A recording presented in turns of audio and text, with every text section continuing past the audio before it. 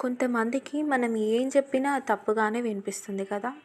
మనం ఎంత మాట్లాడినా అవతలి వాళ్ళు దాంట్లో తప్పులు వెతికి, అసలు తప్పులు లేకపోయినా తప్పులు వెతికి గొడవలు పడుతుంటే అసలు మనకి ఏం చేయాలో అర్థం కాదు ఆ టైంలో. అందుకే అప్పట్లో పెద్దలు అనేవాళ్ళు ఆ అంటే అపశబ్దము, నారాయణ అంటే బూతుమాట అని. ఆ అంటే అపశబ్దము, నారాయణ అంటే బూతుమాట అని.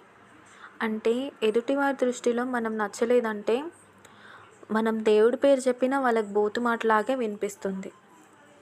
అలాంటి వాళ్ళ దగ్గర వివరించడం కంటే మనం ఎంత సైలెంట్‌గా ఉంటే అంత మంచిది. మీ లైఫ్‌లో గూడా అలాంటి వాళ్ళు ఉండొచ్చు. నా లైఫ్‌లో అయితే చాలా వరకి నేను చూసాను అలాంటి మనుషులని.